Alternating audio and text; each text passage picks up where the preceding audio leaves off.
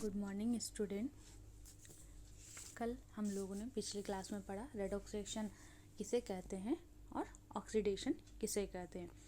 हम लोगों ने ऑक्सीडेशन में पहला पढ़ रहा था क्लासिकल कॉन्सेप्ट। क्लासिकल कॉन्सेप्ट के अंदर हम लोगों ने देखा कि ऑक्सीडेशन किसे कहते हैं और ऑक्सीडेशन की पहचान कैसे होती है। उसी तरह आज हम लोग पढ़ेंगे क्लासिकल कॉन्सेप्ट के अंदर ही रिडक्शन के बारे में, और वो रिडक्शन किसे कहते हैं। तो जैसे हम लोगों ने कल ऑक्सीडेशन पढ़ा बहुत ही आसानी तरीके से, वैसे ही आज हम लोग रिडक्शन पढ़ेंगे। और जैसे जैसे हम लोगों ने ऑक्सीडेशन किया था सेम उसके अपोजिट रिडक्शन होते हैं। तो उतना ज़्यादा डिफिकल्ट नहीं है। जैसे जिस तरह से हम लोगों ने ऑक्सीडेशन प्रोसेस किया ठीक उसके अपोजिट में रिडक्शन होते हैं। चलिए आइए हम लोग देखते हैं कि रिडक्शन क्या होते हैं। तो रिडक्शन से पहले मैं कल के क्लास का रिकॉल करवा देती हूँ कि कल हम लोगों ने ऑक्सीडेशन में क्या क्या पढ़ा था, क्योंकि जो भी बच्चे इसमें न्यू होंगे उनको पिछले क्लास के बारे में भी थोड़ा बहुत समझ में आ जाएगा। कल हम लोगों ने जैसे पढ़ा था कि ऑक्सीडेशन में एडिशन ऑफ ऑक्सीजन, लेकिन यहाँ देखेंगे रिडक्शन में कि यहाँ पे बोल रहा है रिमूवल ऑफ ऑक्सीजन। और कल हम लोग पढ़ा था उसमें ऑक्सीडेशन में कि रिमूवल ऑफ हाइड्रोजन, लेकिन यहाँ हम लोग देख रहे हैं एडिशन ऑफ हाइड्रोजन हो रहा है। और वहाँ पे था एडिशन ऑफ इलेक्ट्रोनेगेटिव एलिमेंट, लेकिन यहाँ रिडक्शन दिखा रहा है रिमूवल ऑफ इलेक्ट्रोनेगेटिव एलिमेंट। और वहाँ कल ऑक्सीडेशन में था रिमूवल ऑफ इलेक्ट्रोपॉजिटिव एलिमेंट, लेकिन यहाँ एडिशन ऑफ इलेक्ट्रोपॉजिटिव एलिमेंट। कल मैंने डिस्कस कर दिया था इलेक्ट्रोपॉजिटिव एलिमेंट कौन कौन से होते हैं और इलेक्ट्रोनेगेटिव एलिमेंट कौन कौन से हैं। ठीक है, अभी मैं फिर से आपको बता दूंगी। और कल हम लोग पढ़ा था इंक्रीमेंट और in oxidation state of electropositive element, लेकिन आज हम लोग पढ़ रहे हैं रिडक्शन में decrement in oxidation state of electropositive element के बारे में। तो देखिए जैसे जैसे ऑक्सीडेशन हो रहा है जस्ट उसके अपोजिट रिडक्शन हो रहा है। तो पहले मैं बता दे रही हूँ इलेक्ट्रोपॉजिटिव एलिमेंट कौन कौन से होते हैं।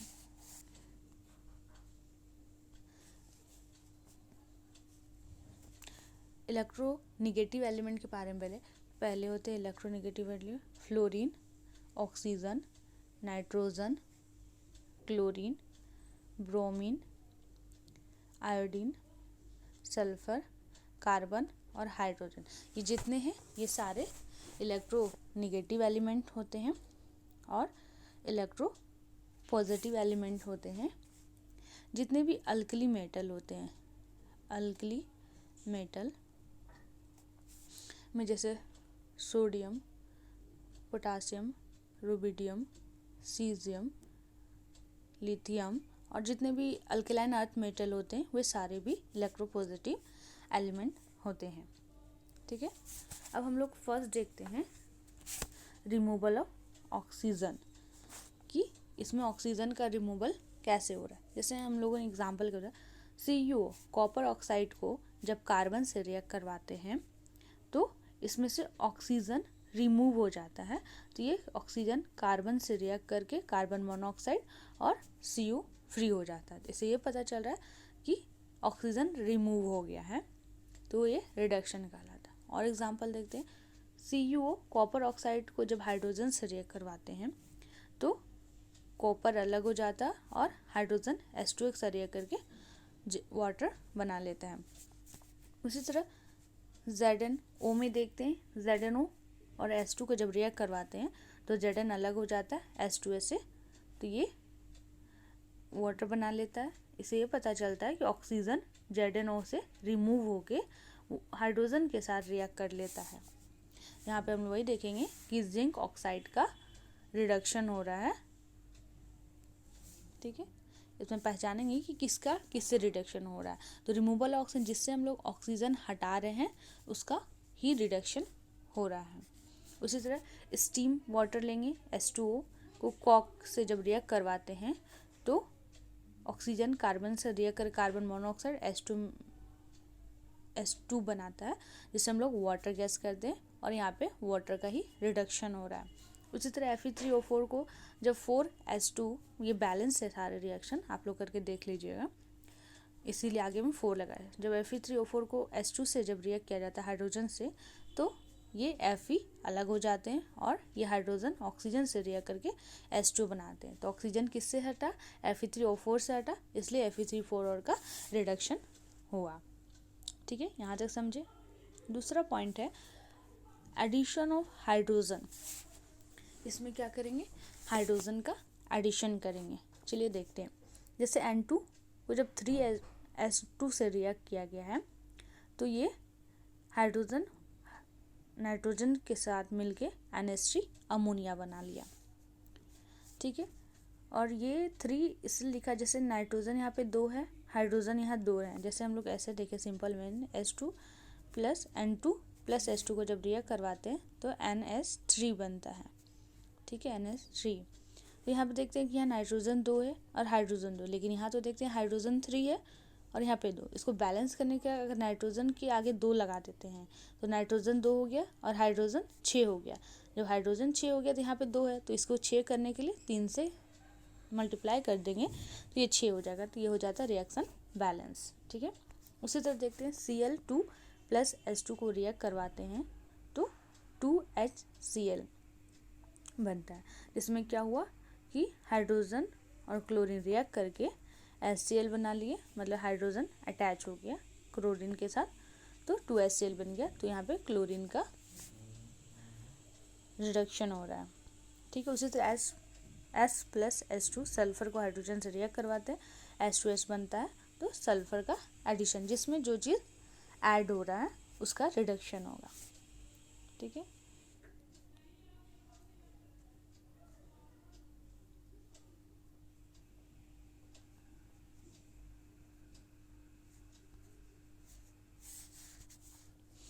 उसी तरह आगे पढ़ते तीसरा पॉइंट है रिमूवल ऑफ इलेक्ट्रोनेगेटिव एलिमेंट के बारे में।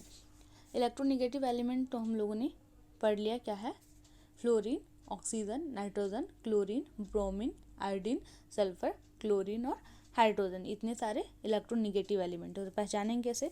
जैसे HgCl2 को SnCl2 के साथ, तो यहाँ Cl2 क्या है? ये इलेक्ट्रोनेगेटिव एलिमेंट है। तो इलेक्ट्रो जब रिमूव करना है क्लोरीन को, तो Hg2Cl2 को, तो Hg2Cl2 प्लस SnCl4, ये मर्क्यूरी क्लोराइड से रिमूव होके वो SnCl4 बना लेता है। जल्दी देखते हैं, अच्छे से इसको, इस रिएक्शन को देखते हैं।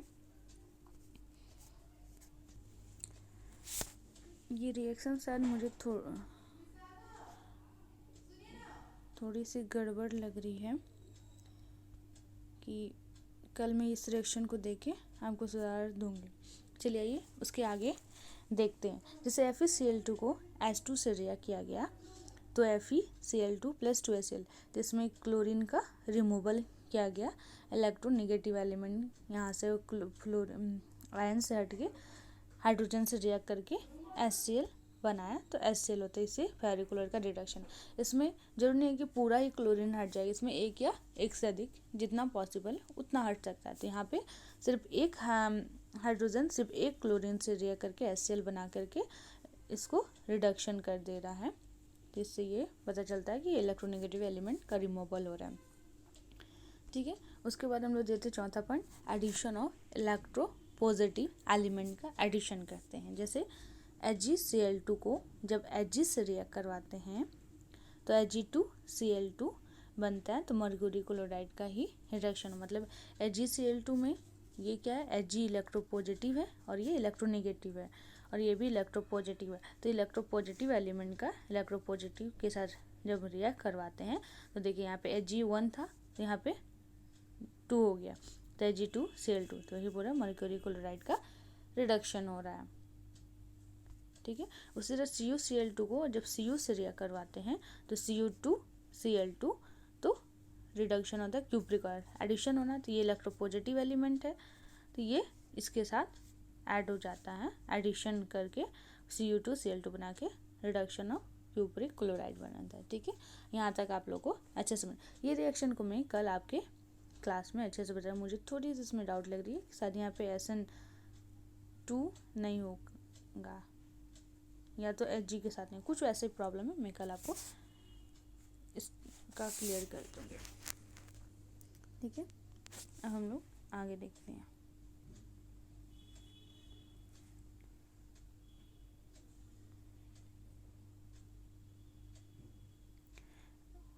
पांचवा पॉइंट था हमारा decrement in oxidation state of electropositive element का डिक्रीमेंट, जैसे CuO प्लस C से Cu प्लस CO का बनना। तो इंक्रीमेंट कैसे होता है कि यहाँ पे जब हम लोग देखते हैं, अगर Cu और O को तोड़ते, जैसे Cu है O को जब इसमें बीच में तोड़ेंगे तो O के पास 2 निगेटिव चार्ज होते हैं और कॉपर के पास 2 पॉजिटिव चार्ज होते हैं। तो डिडक्शन, और जब इसके साथ उसका कार्बन से रिएक्ट करवाते हैं तो क्या करता है, कार्बन ऑक्सीजन से रिएक्ट करे कार्बन मोनोऑक्साइड बन के और Cu रिमूव हो जाता है। तो यहाँ पे ये हम लोग को दिख नहीं रहा, लेकिन इसके अंदर हम लोग समझते हैं कि इसमें कुछ चार्ज प्रेजेंट है। तो यहाँ पे देख रहे हैं कि Cu के यहाँ 2 प्लस था और यहाँ पे Cu पे कोई चार्ज नहीं, मतलब ये न्यूट्रल है, 0 चार्ज हो गया। तो यहाँ से 2 से 0 में जाना ही रिडक्शन हो रहा है, मतलब डिक्रीमेंट हो रहा है ऑक्सीडेशन का। उसी तरह यहाँ पे हम लोग देखते हैं आगे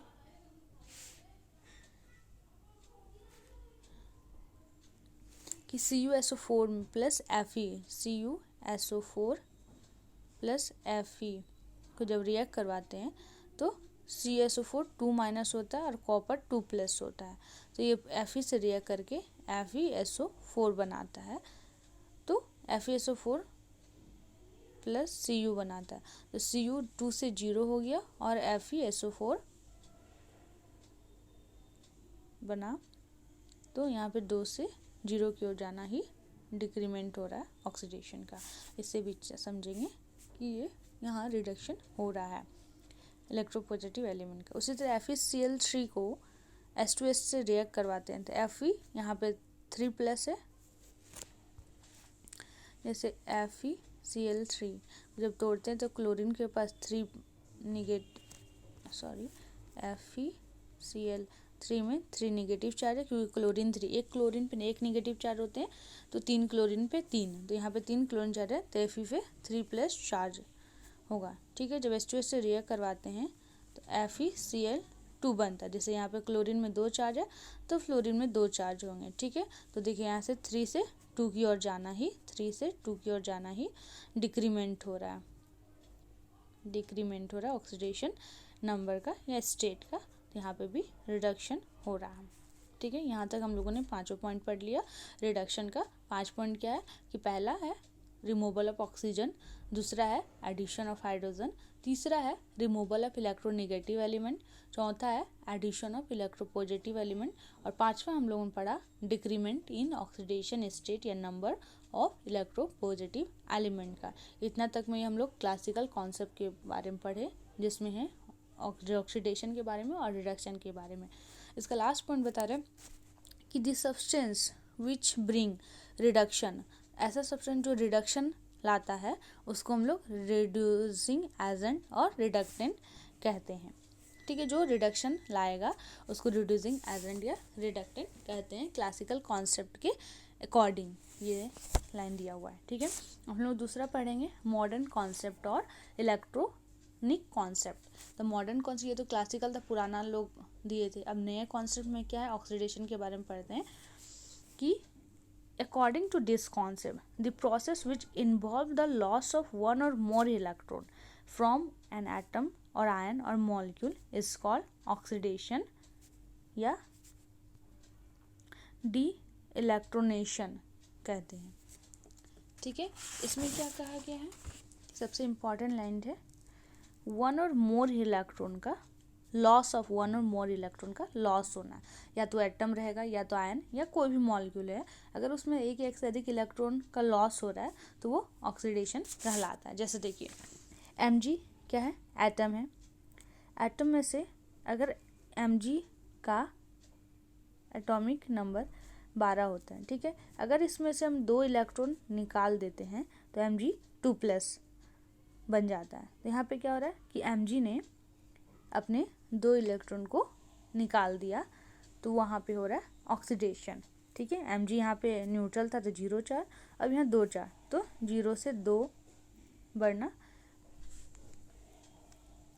ये चार्ज का बढ़ना, मतलब पॉजिटिव चार्ज कब आता है, जब कोई एटम अपना इलेक्ट्रॉन लूज करता है तो उसमें पॉजिटिव चार्ज आते हैं। और निगेटिव चार्ज कब आते हैं, जब कोई एटम इलेक्ट्रॉन को एक्सेप्ट करेगा, मतलब इलेक्ट्रॉन को अपने में लेता है, वहाँ पे निगेटिव चार्ज। तो यहाँ पे मैग्नीशियम ने क्या किया, अपना 2 इलेक्ट्रॉन लूज कर दिया, किसी को दे दिया दूसरे एटम को, तो वहाँ पे 2+ चार्ज आ गया। ठीक है, उसी तरह फेरस Fe2+ से Fe3+ बनना, तो फेरिक बनना। इसने क्या किया, 2 से 3 की ओर प्लस चार्ज, मतलब उसने 1 इलेक्ट्रॉन को लूज किया, इसलिए यहाँ +1 इलेक्ट्रॉन लूज हम लोग लिखे। ठीक है, उसी तरह H2O को हम लोग जब तोड़ते हैं तो H+O2 में टूटता है। ठीक है, तो यहाँ पे हाइड्रोजन के पास 1 चार्ज होते हैं। ठीक है, तो यहाँ पे 2H2O लिखा हुआ है बैलेंस करने के लिए। तो यहाँ पे हाइड्रोजन क्या करेगा, अपना 1 इलेक्ट्रॉन लूज करके पॉजिटिव चार्ज लाएगा और रिएक्शन को बैलेंस हम लोग कर देंगे। ठीक है, उसी तरह क्लोरीन है, 1 क्लोरीन के पास निगेटिव चार्ज है, तो ये अगर क्लोरीन अपना 2 इलेक्ट्रॉन को लूज कर देगा, ठीक है, यहाँ क्लोरीन के पास 1 चार्ज है, तो अगर वो अपना 1 इलेक्ट्रॉन लूज करेगा तो Cl पे 1 इलेक्ट्रॉन चले तो इसके पॉजिटिव चार्ज हो जाएगा। लेकिन यहाँ पे क्लोरीन 2 मोल ऑफ क्लोरीन है Cl2, क्योंकि क्लोरीन एटम के फॉर्म में एडजस्ट नहीं करके मॉलिक्यूल पे फॉर्म है, तो ये 2 क्लोरीन है, तो यहाँ पे एक एक करके 2 इलेक्ट्रॉन को लूज कर देगा, तो यहाँ पे 0 चार्ज आ जाएगा। ठीक है, समझ में आ रहा है। उसी तरह FeSO4 FeCN6 4- में तो हम लोग देखते हैं कि 4+ से 3-, मतलब उसने क्या किया, 1 इलेक्ट्रॉन को लूज कर दिया, 4- से 3-, तो इसने 1 इलेक्ट्रॉन अपना लूज कर दिया। तो ये हम लोग देखते हैं ऑक्सीडेशन। इसलिए सिंपल में बोला जाता है ऑक्सीडेशन क्या होता है, लॉस ऑफ इलेक्ट्रॉन। जो भी एटम अपना इलेक्ट्रॉन को लॉस कर रहा है वहाँ पे ऑक्सीडेशन होता है। ये चीज़ आप लोगों को अच्छे समझ में आ गई होंगे। ठीक है, आगे हम लोग देखते हैं कि reduction, oxidation loss of electron होता है और रिडक्शन क्या करेगा, वो गेन करेगा ऑफ इलेक्ट्रॉन को। तो ये देखते हैं, according to this concept the process which involve gain of 1 or more electron by an atom और आयन और मॉलिक्यूल इज कॉल्ड रिडक्शन और इलेक्ट्रोनेशन। यहाँ पे क्या है कि गेन कर एक या एक से अधिक इलेक्ट्रॉन का वो रिडक्शन कहलाता है। जैसे Sn4+ 2 इलेक्ट्रॉन, तो अगर वो Sn4+ उसमें 4+ और वो और 2 इलेक्ट्रॉन को गेन कर लेगा, अगर वो गेन कर लेगा तो Sn2+ हो जाएगा। देखिए कैसे, जैसे ही आप लोग सोचेंगे कि Sn4+ है, वो 2 इलेक्ट्रॉन ले लिया तो 6 इलेक्ट्रॉन। हम क्या बोले थे कि जो इलेक्ट्रॉन लेता है उस पर निगेटिव चार्ज आता है। उसी तरह जैसे देखिए Sn4+ है, उसने 2 इलेक्ट्रॉन ले लिया, 2 इलेक्ट्रॉन ले लिया तो 2 निगेटिव, 4+ लेगा तो 2 निगेटिव। ठीक है, 2 निगेटिव, तो 4+ -2 कितना हो गया, 4 - 2 = 2, तो इसीलिए Sn2+ यहाँ पे आया। ठीक है, जिससे आगे देखते हैं H2O में H2 क्या करता है, वो 2 इलेक्ट्रॉन ले लेता है, तो 2 इलेक्ट्रॉन ले लेगा तो उसमें क्या करेंगे,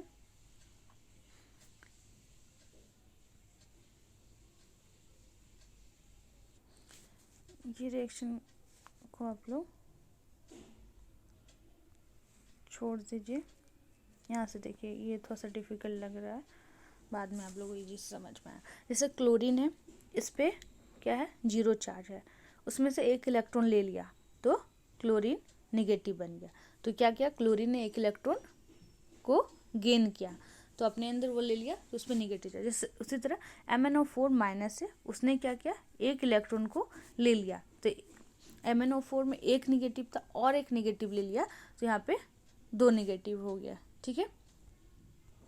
उसी तरह FeCN6 का 3- है पूरा में, इसने क्या किया और 3 इलेक्ट्रॉन अपने अंदर ले लिया तो यहाँ पे 3- और फिर +3- तो कितना हो गया -6, तो यहाँ पे -6 हो जा रहा है, तो यहाँ पे क्या हो रहा है रिडक्शन। उसी तरह MnO2 + 4H+ में वो 2 इलेक्ट्रॉन लेता है, तो यहाँ पे H4+ था पहले, तो MnO4 को 4H से रिएक्ट करवाते हैं तो Mn2+ + 2H2O, तो ये क्या किया Mn तो पहले अपना 2 इलेक्ट्रॉन लूज़ किया तो Mn2+ हो गया, और 2H2O में यहाँ पे हाइड्रोजन के पास 4 इलेक्ट्रॉन थे और 2 इलेक्ट्रॉन उसने ले लिया तो 2+ होना चाहिए, तो यहाँ पे ऑक्सीजन के पास 2- और हाइड्रोजन के पास 2+ है।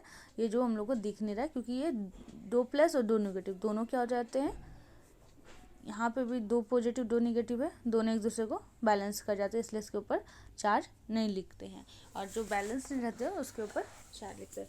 आई होप सो, मुझे लग रहा है कि आप लोग को ये समझ में आया होगा। आप इसी वीडियो को 2-3 बार देखेंगे तो आसानी से समझ में आ जाएगा, ठीक है। आज के लिए इतना ही, थैंक यू।